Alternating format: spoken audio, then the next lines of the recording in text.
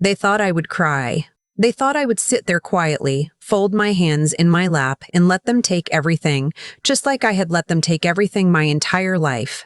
But when I walked into that conference room on the 42nd floor of Hargrove and Associates, I was not the same girl they had thrown out of the house 7 years ago with 2 garbage bags and a broken suitcase. I was not crying. I was waiting. My name is Claire. I am 31 years old. And this is the story of how my late uncle, a man the business world called ruthless, cold, and untouchable, turned out to be the only person who ever truly saw me. I need to go back to the beginning, because none of this makes sense without it. I grew up in a house where love was rationed. My mother had 2 children, me and my younger brother Derek. From the outside, we looked like a normal family. Nice neighborhood in Columbus, Ohio. 2-car garage. A golden retriever named Biscuit, who died when I was 12, and who I still think about sometimes when I need to remember what unconditional love feels like. But inside that house, there were rules that nobody ever said out loud. Derek was the favorite. Derek was the golden one. Derek was the one whose school plays my mother attended, whose baseball games my father drove 40 minutes to watch, whose bad grades were laughed off while my good ones were met with a nod and a "don't get too proud of yourself." I was the other one. I do not say this for sympathy. I say it because it is the only way to explain what happened later. When I was 18 and about to start college on a partial scholarship I had worked 2 years to earn, my mother sat me down at the kitchen table on a Tuesday evening in August. My father stood by the counter with his arms crossed. Derek was upstairs playing video games. I could hear the sound effects through the ceiling. My mother said they had made a decision as a family. I noticed she did not say I was part of that family. She said Derek had gotten into a private university, full tuition, room and board. The cost was significant, and they had decided to redirect the college fund, my college fund, the one my grandfather had set up for me specifically, to cover Derek's expenses. I sat there for a moment. I asked what I was supposed to do. My father said I was smart, and my father said I was smart. I would figure it out. My mother said I was 18 now, an adult. She said it with a kind of finality that I did not fully understand until she slid a folded piece of paper across the table. It was a list of nearby extended stay motels. She had already circled 2 of them in red pen. She told me I had until the end of the week. I did not cry at that table. I went upstairs, packed what I could fit into 2 duffel bags, called my friend Jessie, and I left. I did not say goodbye to Derek. I did not look back at the house. But I want to be honest about something. For a long time after that, I believed them. I believed that I was not worth keeping, that there was something fundamentally wrong with me that made me easy to discard. It took years of cheap apartments, double shifts at a diner, night classes at the community college, and one very good therapist named Dr. Paulson to understand that the problem had never been me. The problem was them. The one person in my family who seems to understand this, who had always, quietly, understood this, was my Uncle Richard. Richard Calloway was my mother's older brother. He had left Ohio at 22 with a business degree and a single-minded focus that my mother always described with a slight curl of her lip. She called him difficult, cold, too focused on work to have a real life. She said he had never understood the importance of family. What she meant was that he had never let family be used as a lever against him. Richard had built a supply chain consulting firm over 30 years into something worth, by most estimates, somewhere between $2 and $3 billion. He had never married. He had no children. He lived in a clean, minimal apartment in Chicago that my mother had visited exactly once and described as solace. He had always been kind to me. Not in a dramatic way. Not in a way that announced itself. When I was 9, he came to Thanksgiving and noticed that the adults kept interrupting me when I spoke, so he started asking me questions directly and then held up one hand, just slightly, when someone tried to talk over me. He never made a thing of it. He just did it. When I was 14, he asked me what I wanted to do with my life. Not in the way adults usually ask. Not as a throwaway question to fill silence. He leaned forward, put his elbows on his knees, and looked at me like my answer mattered. I told him I wanted to work in finance. I didn't even know exactly what that meant yet. He nodded slowly and said, "Then learn how money actually moves, not how people say it moves. How it actually moves. How it actually moves." Then he gave me a book. I still have it. After my parents pushed me out, I did not reach out to Richard for a long time. I was ashamed, I think, and I did not want to be rescued. I wanted to build something that was mine. But about 3 years after I left, he called me out of nowhere. He had gotten my number from somewhere. I never asked how. He said he had heard what happened. He said he just wanted to know I was okay. I told him I was okay. He said, "You don't have to be okay. You can just be surviving right now. That's enough." Nobody in my family had ever said anything like that to me. After that, we talked every few months. Then every few weeks. He would ask about my classes, my job, my plans. He never offered money. I think he understood instinctively that I needed to get there myself. But he gave me something more useful. He gave me his attention. He connected me with people in his network when I was job hunting. He wrote me a reference letter when I applied for a financial analyst position at a mid-sized firm in Chicago, which I got, which eventually changed my entire trajectory. I moved to Chicago partly because of that job, and partly, I think, because he was there. We had dinner every few weeks. Nothing fancy. He liked a quiet Thai place near his office that had been there for 30 years. He would ask questions and listen to the answers. He told me about deals he was working on, decisions that had kept him up at night, mistakes he had made early in his career. He treated me like a peer, even when I was 24 and barely knew anything. My mother called me occasionally during those years. The calls always followed the same pattern. She would ask how I was doing in a way that did not actually want an answer. Then she would mention Derek, Derek's new apartment, Derek's new car, Derek's job that kept not quite working out, Derek's girlfriend who was very nice. Then at some point she would mention Richard, casually, like it was an afterthought. Had I talked to him recently? How did he seem? Was he still doing well? I understood what she was asking. I never answered that part. Richard got sick about 2 years ago. He told me himself, called me on a Wednesday afternoon when I was in the middle of a spreadsheet, and said it with the same directness he brought to everything. Stage 3. The treatment options were aggressive but promising. He said he wanted me to know before anyone else in the family, and he asked me not to share it widely. I drove to his apartment that evening. I sat with him for 4 hours. We did not talk about the illness much.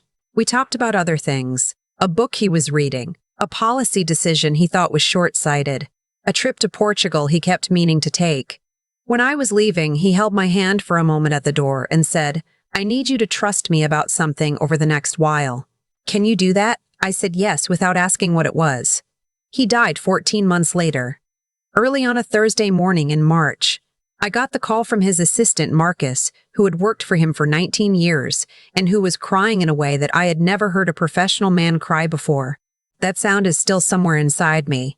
I took the day off work. I sat in my apartment, and I let myself feel it. Not the managed, careful grief I had taught myself over years of practice. The real kind. The kind that doesn't have a shape. The funeral was small. Richard had been precise about his wishes. My mother and father flew in from Columbus. Derek came too. I saw him in the back row in a suit that was slightly too big, looking at his phone until he noticed I was watching him. My mother hugged me at the reception. She held on a little longer than usual. The meeting at Hargrove & Associates was scheduled for 10 days after the funeral. Hargrove & Associates was Richard's legal firm, the one that had handled his personal affairs for over 2 decades. The meeting was described in the letter as a formal reading of the estate. My mother called me the night before. She said she was nervous. She said she hoped Richard had been sensible about things. She said that family was family in the end, and that whatever happened, she hoped we could all be mature about it. I told her I would see her tomorrow. I arrived at the conference room 15 minutes early.